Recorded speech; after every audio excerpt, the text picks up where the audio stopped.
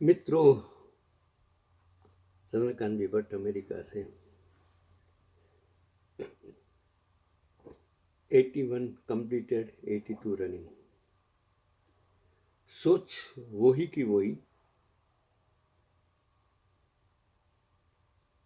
सिर्फ विज्ञान बदला, मैं नहीं बदला। और क्योंकि विज्ञान के साथ मैंने चलना सीख लिया था। मैं हर इंसान को कहता हूँ कि हम वक्त के साथ अपने आप को बदलेंगे, मेरी सोच बदलेंगे, समझ बदलेंगे, हम कदम पर कदम चलते जाएंगे तो ये दुनिया में कोई प्रॉब्लम्स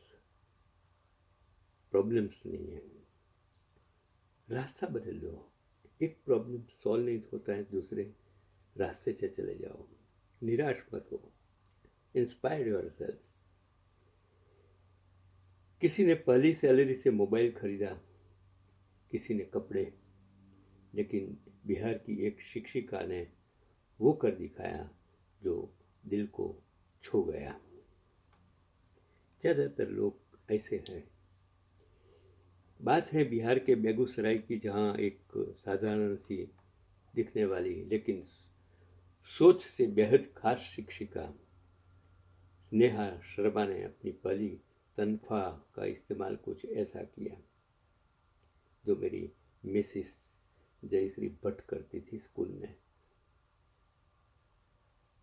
मैं उसको सलाम करता हूँ। स्नेहा शर्मा ने अपनी पहली तनख्वाह का इस्तेमाल कुछ ऐसा किया जो हर किसी को प्रेरणा दे सकता है। आपको भी। जो अगर मानवता जिसके दिल में है, दिमाग में है, सोच में है, उसके लिए कि राजा देवी कन्या मध्य विद्यालय में पढ़ाने वाली स्नेहा ने बीपीएससी परीक्षा पास कर सरकारी नौकरी हासिल की थी। लेकिन जैसे ही पहली सैलरी हाथ में आई, उन्होंने खुद पर नहीं बल्कि समाज के उन नन्हे चिरागों पर खर्च करना तय किया जिनकी जिंदगी झोपड़ियों में बीत रही है। उन्होंने अपनी पहल बच्चों की पाठशाला के तहत 120 झुग्गी झोपड़ी में रहने वाले बच्चों में को स्कूल बैग, कॉपियाँ, पेन और पानी की बोतलें दी। सिर्फ सामान ही नहीं, स्नेहा इन बच्चों को खुद पढ़ाती भी है, एक उम्मीद, एक मौका, एक नई शुरुआत देने के लिए। इनकी उस पहल की इलाके में खूब सराहना हो रही है और बच्चों के माता पिता से लेकर मोहल्ले वाले तक सभी को लग रहा है कि जैसे उनके बच्चों को एक फरिश्ता मिल गया हो। और स्नेहा ने साबित कर दिया कि असली शिक्षा सिर्फ किताबों में से नहीं, दिल से भी होती है। मैं उसको सलाम करता हूँ। ये सच्ची कहानी है जो मैंने पढ़ी। आगे और भी इंस्पायर्स जो आजकल सास ससुर, माँ बाप, बेटी, इनके लिए ये बहुत अच्छी कहानी, मैं सच कहानी आपको कहता हूँ कि how to solve the problems. बहू विवाह के दूसरे दिन सुबह 7 बजे जो सोकर अपने कमरे से बाहर निकली तो ही ड्राइंग रूम में बैठी सास की कड़क आवाज़ सुनाई। सास दिमाग में राजा, किंग, जैसे आज के सत्ता में बैठे विश्वगुरु, वो होम मिनिस्टर, संसद सभ्य, एमएलए, एमपी, सरपंच तक दिमाग में हम राजा हैं, भारत के किंग हैं। ये सोच ने भारत की लोकशाही को चकनाचूर कर दिया है। आज़ादी के लिए जिन लोगों ने कुर्बानी दी, उन शहीदों को आप जो दे रहे हैं वो गलत है। इन लोगों की शहीदी को आपने शर्मनाक कर दिया है। तो ऐसी सास भी कभी, ये देर से सोकर उठने का तरीका यहाँ नहीं चलेगा। बहू ये सुनते ही वापस अपने कमरे में गई और एक डायरी और एक छोटा सा चमड़े का बैग लेकर वापस आई और सास के बगल में बैठकर डायरी का पन्ना खोलकर पढ़ना शुरू किया। अब कहानी शुरू होती है।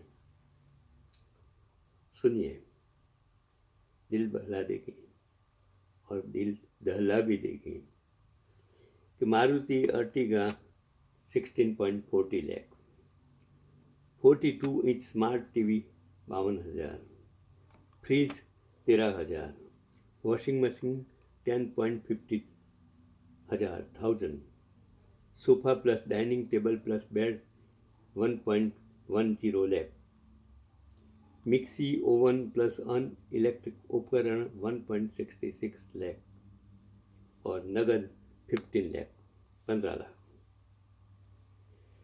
ये बहू भी कितनी इंटेलिजेंट है आपको देखना पड़ेगा कि दहेज तो उसके माँ बाप ने दे दिए और उसने सास को बनाया कि देखो आपको डायरी में लिखा पढ़कर बहू ने कहा कि मम्मी ये तो लिस्ट वो लिस्ट है जो शादी से पहले इस घर में मेरे पिता के पास भिजवाया गया था। लिस्ट में लिखी सारी चीज़ें मेरे पापा ने मेरे साथ भिजवाई हैं। सभी चीज़ों का आप मिलान कर ले के देख लीजिए और ये भी देख लीजिए कि आपने मेरे बारे में इस लिस्ट में कोई ऐसी मांग नहीं की है कि बहु पढ़ी लिखी, गुणकारी, संस्कारी और कामकाजी हो। आपने बस अपने बेटे की कीमत लगाई और मेरे पिता ने आपके बेटे को मेरे लिए खरीद लिया। और हाँ मम्मी, विदाई के वक्त मेरे पिता ने बैग मुझे देते हुए कहा था, बेटी तू जब तक मेरे आंगन में रही सुरक्षित रही, मगर अब आज से तुम्हें अपनी हिफाजत खुद करनी है। देखिए ये पैगाम आप सभी औरतों के लिए है, सभी बहुओं के लिए, सभी बेटियों के लिए, सभी सास के लिए है। ये पैगाम है। सास ने उत्सुकतावश पूछा, क्या है इस बैग में? तो बहू ने धीरे से उस छोटे से बैग का चैन खोला तो उसमें 32 बोर रिवॉल्वर थे। समझ गए? यह देख सास झट से अपनी उखड़ी सांस को नियंत्रित करते हुए उठी और कहा, बेटी तू अभी सोकर उठी है, रुक मैं तेरे लिए चाय बनाती हूँ। यही आज का पैगाम। समझ गए ना? अब एक और कहानी आपको कहूँ। कभी कभी आपको सोचना होगा कि इस दुनिया में कितनी कितनी चीज़ होती हैं जो आपके लिए होती हैं, आपको मददगार होती हैं। ये सिएटल एक शहर की हवाओं में ही अजीब सी तेजी है। 30 साल पहले जब बेजो नामक शख्स अपनी शेयर मार्केट की नौकरी छोड़ इस शहर में आया, इस सपने के साथ कि इंटरनेट पर किताबें बेचूंगा, कुछ समय अपनी कार से होम डिलीवरी की, घर के गैराज में कुछ स्टोर चलाया, फिर 2 कमरे का फ्लैट किराए पर लेकर किताबें बेची। वह शख्स आज जेफ बेजोस हैं, बच्चा बच्चा जानता है, और कंपनी है अमेज़न। इसने 10-15 साल पहले ऐसे ही एक शख्स सपना लेकर आया था कि एक दिन कंप्यूटर घर घर होगा। इस सपने को पूरा करने के लिए वह अपनी पढ़ाई छोड़ सिएटल में गैराज से अपनी कंपनी आरंभ किया। वो है बिल गेट्स, माइक्रोसॉफ्ट। बोइंग भी इसी शहर से है। बेहद ठंडे इस शहर में उद्यमिता हवाओं में है। आप सांस लेते हैं, आपको लगता है कि कुछ नया करना चाहिए। यही आज का पैगाम है। सोचिए, सब कुछ हो सकता है। जिंदगी में कभी हार मत मानिए। मैंने कभी मेरी ज़िंदगी में फरियाद नहीं की, अपने आप को किसी के बारे में फरियाद। मैं खुद अपने आप जो कल काम करना है वो आज करता हूँ। मैंने सीखा, सब कुछ सीखा ना, सीखी होशियारी। किस प्रकार की होशियारी? पैसा इकट्ठे करने की। लेकिन मैंने जो पाया पूरे विश्व में,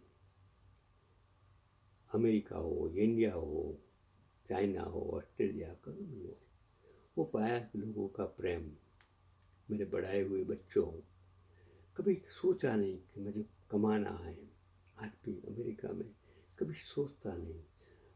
मोनेटाइजेशन, मेरा वीडियो मैं नहीं बनाता हूँ, आप लाइक करो न करे मुझे कोई फ़र्क नहीं पड़ता है।